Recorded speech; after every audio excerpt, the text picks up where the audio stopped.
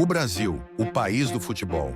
Berço de lendas, palco de histórias inesquecíveis, dono de 5 estrelas que brilham no peito de cada torcedor. Mas hoje essas estrelas parecem ofuscadas.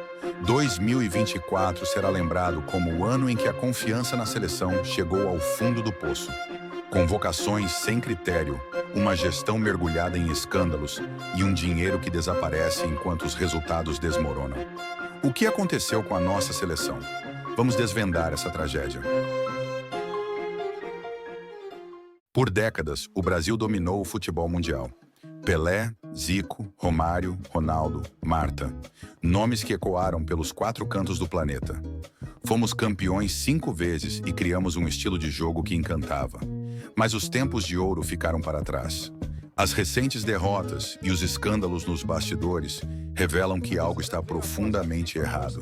E isso não começou ontem. Recebeu mais de 32 milhões de reais em propinas. A camisa amarelinha já foi sinônimo de meritocracia. Só os melhores vestiam a camisa 10. Só os mais brilhantes estavam na lista. Mas em 2025, as convocações são motivo de piada. Jogadores em má fase, atletas desconhecidos de ligas menores, ocupam o lugar de craques que brilham na Europa. É erro técnico ou interesses por trás das cortinas? Muitos dizem que empresários e patrocinadores estão decidindo quem entra em campo. A crise da seleção não é apenas técnica, é estrutural. Nos últimos anos, a CBF mergulhou em uma sequência de escândalos. Dirigentes acusados de corrupção, contratos milionários que ninguém consegue explicar e decisões que priorizam o lucro em vez da paixão pelo esporte. Enquanto isso, a base do futebol brasileiro, onde nascem nossos talentos, está abandonada. Sem estrutura, sem investimentos e sem esperança. A CBF é uma das entidades mais ricas do futebol mundial. O orçamento é bilionário. Mas para onde vai esse dinheiro? Viagens luxuosas para dirigentes, eventos extravagantes e salários exorbitantes. Enquanto isso, a base do nosso futebol sofre. Escolinhas fecham, jovens talentos desistem do esporte e a seleção, que deveria ser a prioridade, parece ser apenas um detalhe no meio de tanto descaso. A maior força do futebol brasileiro sempre foi a torcida. Mas agora, o torcedor, que sempre esteve ao lado da seleção, se sente traído. Eles clamam por mudanças. Querem uma CBF transparente, convocações justas e um time que jogue por amor à camisa. Entre 2014 e 2025, a CBF passou por um período marcado por escândalos, crises administrativas e momentos de frustração esportiva. A derrota histórica de 7-1 na Copa do Mundo de 2014 foi apenas o início de uma série de turbulências. José Maria Marim, 2014. Envolvido no escândalo FIFA Gate, foi preso por corrupção. Marco Polo Del Nero, 2015. Sua gestão foi marcada por acusações de propina, resultando em seu banimento pela FIFA. Rogério Caboclo, 2019. Prometeu modernização, mas foi afastado após denúncias de assédio, deixando a CBF em crise. Edinaldo Rodrigues, 2022. Primeiro presidente negro da CBF, focou em fortalecer o futebol feminino e reestruturar a seleção.